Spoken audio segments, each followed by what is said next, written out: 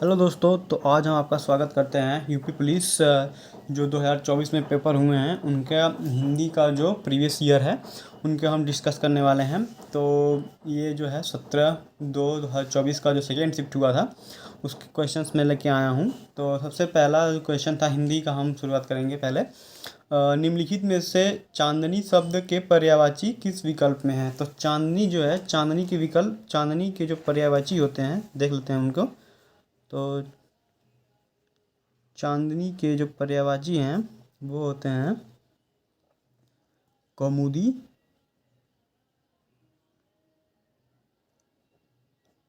ज्योत्सना,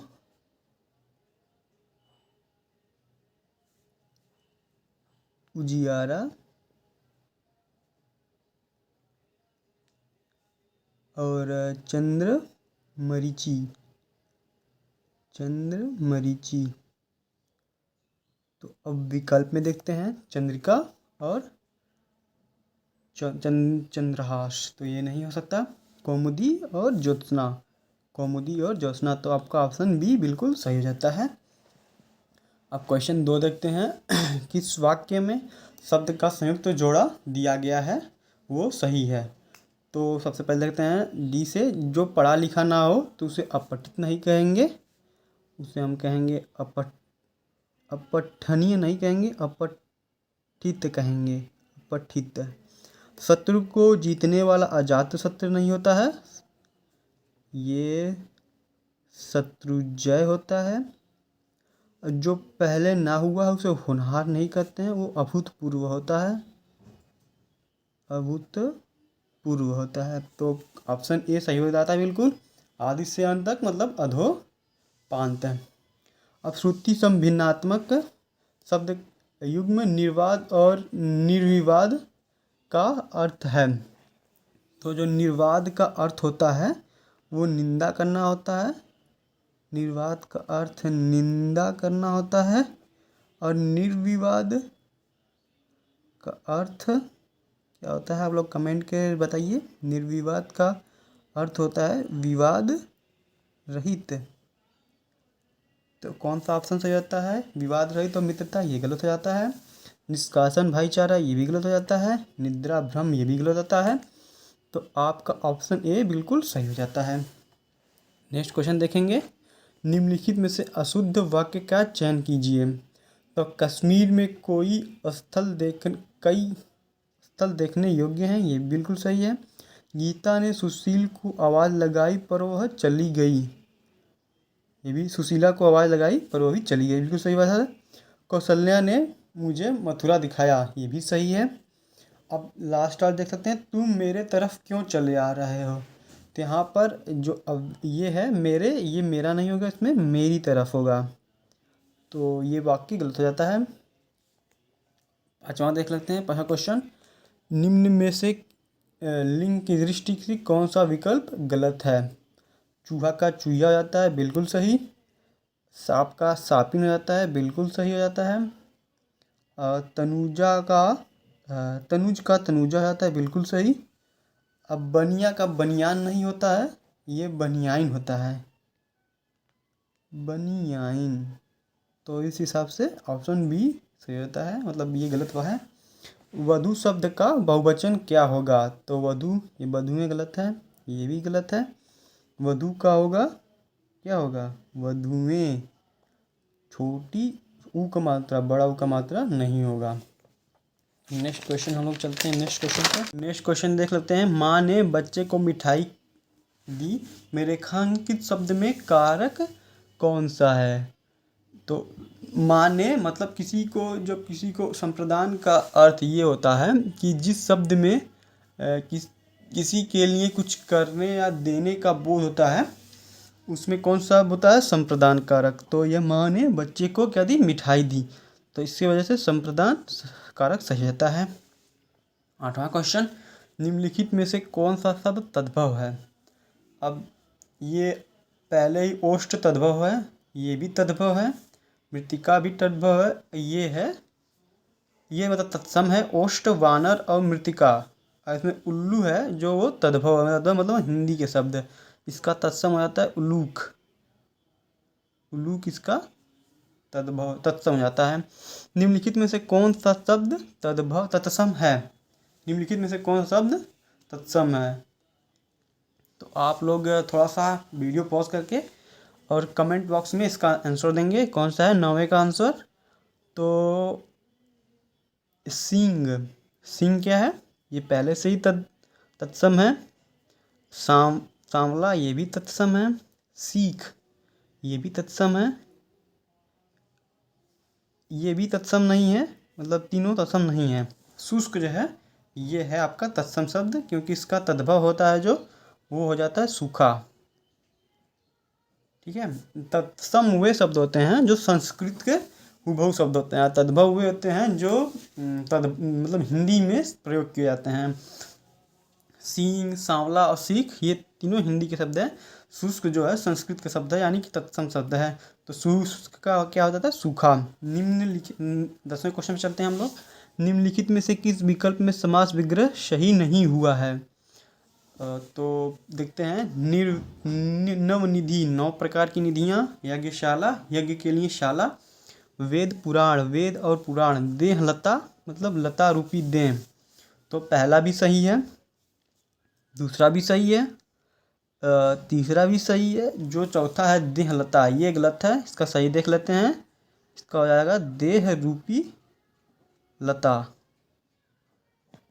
तो 10वें का डी, यानी कि इन तीनों में इन चारों में डी गलत है। अब 11वां क्वेश्चन देख लेते हैं। निम्नलिखित में से निश्चयवाचक सर्वनाम क्या है? तो निश्चयवाचक का क्या बोध कराता है? क्या या तो प्रश्नवाचक, क्या कौन, कुछ अनिश्चयवाचक, यह जो है वो निश्चयवाचक सर्वनाम का बोध कराता है। कविस्वर में संधि विच्छेद कीजिए। अब कविस्वर का संधि विच्छेद हम लोग करेंगे, तो इसका क्या हो जाएगा? कविस्वर का संधि विच्छेद कवि धन ईश्वर। कवि धन ईश्वर, इसमें छोटी ई और बड़ी ई मिलकर छोटी ई मिलकर क्या होता है? बड़ी ई का निर्माण करता है, जो कि क्या है? दीर्घ संधि का उदाहरण है। दीर्घ संधि का उदाहरण है। तो उसमें कौन सा ऑप्शन सही हो जाता है? कवि प्लस स्वर ये गलत हो जाता है। कवि प्लस ईश्वर ये भी गलत हो जाता है। कवि प्लस अस्वर ये भी गलत हो जाता है। कवि प्लस ईश्वर ये आपका सही हो जाता है। ठीक है। अब 13वां क्वेश्चन देख लेते हैं हम लोग। क्या कोई तारे गिन सकता है वाक्य में किस चिन्ह का प्रयोग किया गया है? तो कोष्ठक चिन्ह का तो प्रयोग नहीं किया गया है। निर्देशक का भी चिन्ह प्रयोग नहीं किया जाता है। देखिए इसमें क्या है? प्रश्न पूछा गया है, क्या कोई तारे गिन सकता है? तो इसमें प्रश्न पूछने का बोध हो रहा है, तो यहाँ पर प्रश्न सूचक चिन्ह का प्रयोग हुआ है। तो अब नेक्स्ट क्वेश्चन पर हम चलते हैं। 14वां क्वेश्चन। ईमानदार शब्द में कौन सा विशेषण है? ईमानदार शब्द में कौन सा विशेषण है? तो ईमानदार किसी व्यक्ति का एक गुण होता है। तो ये ना ही संख्यावाची है, ना ही सर्वनामवाची है, ना ही परिणाम है। इसमें तो क्या आता है आपका? ये व्यक्ति का गुण है, तो गुणवाची विशेषण। निम्नलिखित में से सर्वनाम क्रिया का उदाहरण कौन सा है? निम्नलिखित में से सकर्मक क्रिया का उदाहरण कौन सा है? सकर्मक क्रिया ऐसे क्रिया जिसमें कर्म की प्रधानता हो, कर्ता की प्रधानता ना हो, जिसमें हाथी सो रहा हो, मतलब क्रिया का करने का प्रभाव किसी दूसरे पर पड़ता है, उसे सकर्मक क्रिया कहते हैं। हाथी सो रहा है ये भी नहीं होगा। वह छत पर है ये भी नहीं होगा। अब इन दोनों में से आप बताइए कि इनमें से कौन सा होगा? तो राम मंदिर अयोध्या में बना है, तो ये भी इसका भी प्रभाव किसी पर नहीं पड़ रहा है। राम ने खिलौने खरीदे हैं, तो ये जो है सकर्मक क्रिया है। इसमें खिलौने आपके क्या होता है? कर्म हो जाता है। भौतिक शब्द में नेक्स्ट क्वेश्चन देखते हैं 16वां। भौतिक शब्द में से कौन सा प्रत्यय है? भौतिक शब्द में कौन सा प्रत्यय है? तो क्या तो है नहीं, की भी नहीं है। भौतिक होता है भौतिक प्लस ई, यानी कि भौतिकी में होता है भौतिक प्लस ई। तो इसका ऑप्शन डी बिल्कुल सही जवाब हो जाता है। नेक्स्ट क्वेश्चन में चलते हैं। निराभिमान शब्द में कौन सा उपसर्ग है? निराभिमान शब्द में कौन सा उपसर्ग है?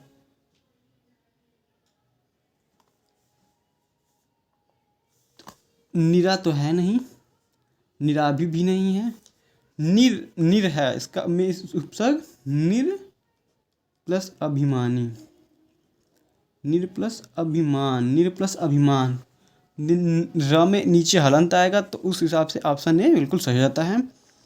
कान पर जू ना रेंगना मुहावरे का अर्थ है, कान पे जू ना रंगना बदनाम करना, ये भी गलत हो जाता है। बहुत दुख होना, ये भी गलत हो जाता है। हिम्मत टूट जाना, ये भी गलत हो जाता है। तो बिल्कुल सही होता है कुछ असर ना होना। गांव में मुहावरे और होते हैं, कान पर जू ना रेंगना, कुछ असर ना होना। आकर्षण का विलोम, आकर्षण का विलोम क्या होता है आप लोग कमेंट करके बताएंगे।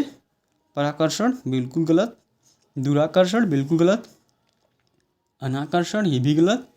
आकर्षण का विलोम क्या होता है? विकर्षण। अब नेक्स्ट क्वेश्चन 20 नंबर पे, सब और विपत्ति का होना इस अर्थ के लिए सही लोकोक्तियाँ। तो देखेंगे कि ऑप्शन में क्या दिया हुआ है। एक और करेला दूसरे और नीम चढ़ा, एक अनार सब बिना, आगे कुआं पीछे खाई, ऊँट के मुंह में जीरा। इस ऑप्शन के लिए ये ऑप्शन गलत हो जाता है। ये ऑप्शन, एक तो करेला दूसरा नीम चढ़ा, ये भी गलत हो जाता है। एक अनार सब बीमार, ये भी गलत हो जाता है। सब और विपत्ति का होना मतलब आगे कुआं पीछे खाई, मतलब विपत्ति ही विपत्ति। तो इस हिसाब से ऑप्शन सी सही होता है 20 का। शांत रस का अस्थाई भाव क्या है? बताएंगे। शांत, सबसे आसान क्वेश्चन है ये। शांत रस का अस्थाई भाव क्या है? तो शांत रस का स्थायी भाव हो जाता है निर्वेद। क्या होता है? निर्वेद, निर्वेद बिल्कुल सही होता है। शोक जो है वो क्रोध रस का है, अब क्रोध भयानक रस का है। तो अब हम लोग नेक्स्ट क्वेश्चन पे चलते हैं। 22 नंबर, शिल्पगत आधार पर दोहे का उल्टा क्या होता है? शिल्पगत आधार पर दोहे का उल्टा, दोहा छंद का उल्टा क्या होता है? बताइए आप। तो छंद में दोहे का उल्टा जो छंद है वो क्या होता है? वो होता है आपका सोरठा। क्योंकि अब उदाहरण से हम लोग देखेंगे, जो दोहा होता है, दोहा छंद, दोहा छंद में विषम चरण में 13 मात्राएं होती हैं, विषम चरण में 13 मात्राएं और सम चरण में 11 मात्राएं होती हैं।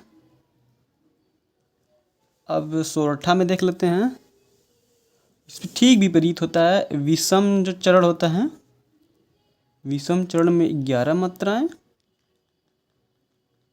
और सम चरण में आपके 13 मात्राएं होती हैं।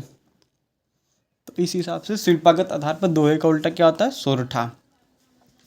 क्वेश्चन नंबर 23 देखते हैं। रईमन पानी राखिए बिन पानी सब सून, पानी गए न उबरे मोती मानस चूर। इन पंक्तियों में कौन सा अलंकार है? तो रहीमन पानी राखिए बिन पानी सब सून, पानी गए न उबरे मोती मानस चूर। तो इसमें होता है आपका श्लेष अलंकार। नेक्स्ट क्वेश्चन में चलते हैं। 24 नंबर, निम्नलिखित में से कौन सा शब्द अनेकार्थी शब्द भेद से संबद्ध नहीं है? निम्नलिखित में से कौन सा शब्द अनेकार्थी शब्द भेद से संबद्ध नहीं है? भेद मतलब भेद का अनेकार्थी नहीं है। तो हम देख लेते हैं भेद के अनेकार्थी शब्द कौन कौन से हैं। भेद का होता है छेदक, फूट, रहस्य, अंतर और भिन्नता, प्रकार। तो ये भी सही है, भिन्नता, रहस्य भी सही हो जाता है, प्रकार भी सही होता है। तो मूल्य आपका गलत है, मतलब मूल्य जो आपका भेद का अनेकार्थी शब्द नहीं है। तो ऑप्शन 24 का ऑप्शन ए हो जाता है। अब क्वेश्चन नंबर 25 देख सकते हैं। गाय मीठा दूध देती है, ये वाक्य किस काल का है? तो ये साधारण दिख रहा है कि ये सामान्य वर्तमान काल हो जाता है। डायरेक्ट हम लोग इसका आंसर दे देंगे।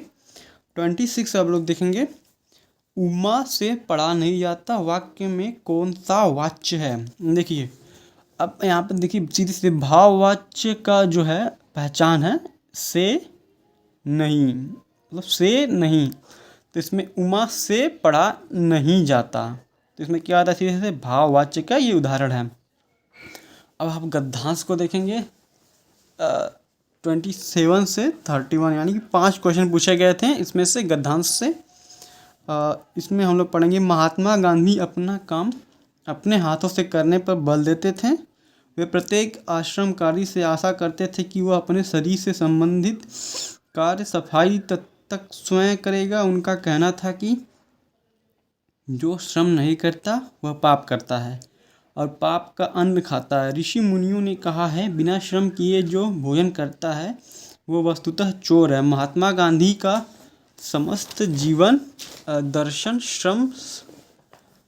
श्रम सापेक्ष था। उनका समस्त अर्थशास्त्र यही बताता है कि प्रत्येक उपभोक्ता को उत्पादनकर्ता होना चाहिए। उनकी नीतियों की उपेक्षा करने के परिणाम स्वरूप हम आज भी भोग रहे हैं। न गरीबी कम होने में आती है, न बेरोजगारी पर नियंत्रण हो रहा है और न अपराधों की वृद्धि हमारे वश की बात हो रही है। दक्षिण कोरिया वासियों ने श्रमदान करके ऐसा श्रेष्ठ भवनों का निर्माण किया है जिनसे किसी को भी ईर्ष्या हो सकती है। तो इनसे रिलेटेड क्वेश्चन देख लेते हैं। महात्मा गांधी का समस्त दर्शन जीवन दर्शन श्रम सापेक्षता आशय इसका स्पष्ट कीजिए। तो इसमें ऑप्शन देख लेते हैं। महात्मा गांधी विचार की अपेक्षा श्रम को महत्व देते थे। महात्मा गांधी श्रम की बजाय दर्शन को महत्व देते थे। महात्मा गांधी जीवन में सापेक्ष दर्शन को महत्व देते थे। महात्मा गांधी के सभी विचार श्रम पर आधारित थे। तो इसमें कौन सा ऑप्शन सही जाता है? तो इसमें महात्मा गांधी का जो जीवन था, महात्मा गांधी के सभी विचार श्रम पर आधारित थे। महात्मा गांधी के सभी विचार श्रम पर आधारित थे, तो ऑप्शन डी आपका बिल्कुल सही होता है। अब नेक्स्ट क्वेश्चन देख सकते हैं। 28 गद्यांश का उचित शीर्षक दीजिए। सोचिए क्या इसका उचित शीर्षक क्या हो सकता है? श्रम सुदृढ़ जीवन का आधार, महात्मा गांधी के श्रम संबंधी विचार, श्रम की आवश्यकता और श्रमहीनता के दुष्परिणाम। तो इसको क्या टाइटल दिया जाए?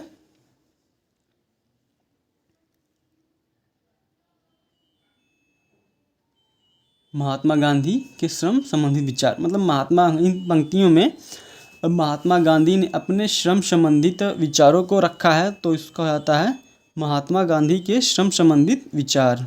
38 का बी। अब 29 समस्त का पर्यायवाची शब्द क्या हो जाता है? नहीं, समस्त का पर्यायवाची शब्द क्या हो जाता है?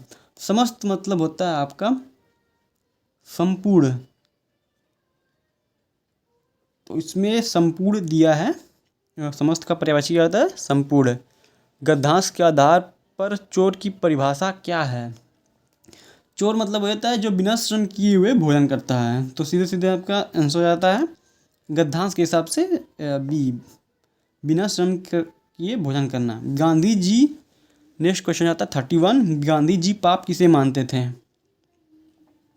तो आपको पंक्तियों के हिसाब से ही आंसर देना है। हिंसक को, बेरोजगार को, ये भी नहीं, श्रमिक को। गांधी जी पाप किसे मानते थे? श्रम ना करने वाले को। तो 31 का ए हो जाएगा आपका। नेक्स्ट क्वेश्चन पे हम लोग चलते हैं। नेक्स्ट क्वेश्चन आपका 32 आता है। हिंदी भाषा किस भाषा से उत्पन्न हुई है? तो हिंदी भाषा का सबसे पहला रूप होता है संस्कृत हो जाता है, लेकिन हिंदी भाषा की जो उत्पत्ति है उस किससे हुई है? अपभ्रंश से हुई है। अब हिंदी के जो उत्पत्ति के जो क्रम हैं हम उन्हें देख लेते हैं। सबसे पहले हम लोग देखते हैं, पहले संस्कृत से पाली भाषा उत्पन्न हुई, पाली से प्राकृत, प्राकृत से अपभ्रंश, अपभ्रंश से अवहट्ट, अवहट्ट से प्राचीन यह नवीन हिंदी का स्वरूप जो विकसित हुआ है। तो वो विद्वान जो हैं हिंदी का जो उत्पत्ति हो किसे मानते हैं? अपभ्रंश से मानते हैं। तो अब नेक्स्ट क्वेश्चन देखते हैं 33। वह बिल्कुल थक गया है, इस वाक्य में कौन सा क्रिया विशेषण है? वह बिल्कुल थक गया है वाक्य में कौन सा क्रिया विशेषण है? तो बिल्कुल ये परिणाम को दर्शा रहा है। बिल्कुल मतलब वह थोड़ा थक गया है, ज़्यादा थक गया है, बिल्कुल ही थक गया है। तो ना ही कालवाचक है, ना ही स्थानवाचक, ना ही रीतिवाचक। तो ये क्या हो जाता है? ये किसको दर्शाता है? परिणामवाचक क्रिया विशेषण को। तो ये आता है परिमाणवाचक क्रिया विशेषण। परिमाणवाचक क्रिया विशेषण। तो 33 का बी जो है आपका बिल्कुल सही होता है। अब लोग 34 देखेंगे। निम्नलिखित में से मृदु का पर्यायवाची शब्द नहीं है। तो मृदु का पर्यायवाची देख लेते हैं। मृदु का पर्यायवाची सशुड़, मुलायम, कोमल। ये कुल जो है वंश के लिए हो जाता है। तो सबसे मशहूर सही होता है, मुलायम भी सही होता है, कोमल ये भी सही होता है। कुल है गलत है, ये मृदु का पर्यायवाची नहीं हो जाता है। तो 34 का ये बिल्कुल सही है। श्रुति सम भिन्नात्मक शब्द युग्म दीन दीन का सही अर्थ नहीं है। दीन दीन दीन दीन मतलब क्या होता है? दिवस। और इस दिन का मतलब होता है गरीब। तो इसमें कौन आप देख सकते हैं? दिवस अमीर ये गलत हो जाता है, अमीर दिवस ये भी गलत हो जाता है, गरीब दिवस लेकिन ये उल्टा है, ये भी गलत हो जाता है। तो सही ऑप्शन क्या होगा? 35 ए, गरीब दिवस और गरीब। 36 देख सकते हैं। आंखों के सामने वाक्य के लिए एक सही शब्द क्या हो जाता है? आंखों के सामने, आंखों के सामने। तो इसमें प्रारूपतः गलत हो जाता है। परोक्ष प्रत्येक भी बिल्कुल गलत हो जाता है। अब इन दोनों में से देख सकते हैं। परोक्ष मतलब ये भी गलत हो जाता है। आंखों के सामने का सही आंसर क्या हो गया? प्रत्यक्ष। प्रत्यक्ष मतलब जो आंखों के सामने रहता है। तो 36 का आपका डी बिल्कुल सही हो जाता है। 37 देख लेते हैं। पंचवटी इनकी रचना है। तो पंचवटी के जो रचयिता हैं प्रेमचंद नहीं, हरिऔध ये भी गलत हो जाता है। सुमित्रानंदन पंत ये भी गलत हो जाता है। मैथिली शरण गुप्त पंचवटी के रचयिता हैं। पंचवटी रचयिता कौन है? मैथिली शरण गुप्त है। अब यूपी जीके में इनसे एक क्वेश्चन और बन जाता है कि मैथिली शरण गुप्त जी का जन्म कहाँ, जन्म स्थल कहाँ है? तो मैथिली शरण गुप्त का जो जन्म स्थल है वो है झांसी। इनके नाम से एक केंद्रीय विश्वविद्यालय है, मैथिली शरण गुप्त विश्वविद्यालय। तो आप ये भी याद रखेंगे वो कहाँ है? झांसी में है। तो नीरजा किस कृति है? नीरजा बहुत ही सबको याद होगा, मतलब नीरजा बहुत ही आसान है। तुलसीदास नहीं, चंद्रवरदाई नहीं, महादेवी वर्मा जी का है। तो नीरजा किनका है? महादेवी वर्मा जी का है। जो नीरजा है, एक और फैक्ट बना लीजिए, जो नीरजा है वो महादेवी वर्मा का तीसरा कविता संग्रह है। महादेवी वर्मा जी का तीसरा कविता संग्रह है। अब आप बता सकते, अब लास्ट में आप लोग कमेंट बॉक्स में कमेंट करिएगा कि आपको 38 में से कितने आपके सही हुए हैं और कितने गलत हुए हैं। अब नेक्स्ट वीडियो हम लोग मिलेंगे 17/2/2024 के फर्स्ट शिफ्ट में जितने भी पेपर हुए हैं उनके पूरा क्वेश्चन और उनका डिटेल आंसर लेके। तो हमारे चैनल के साथ बने रहें और सब्सक्राइब कर दें, बेल आइकन दबा दें ताकि जो नया वीडियो आए तो आपको उसको नोटिफिकेशन मिल जाए। धन्यवाद।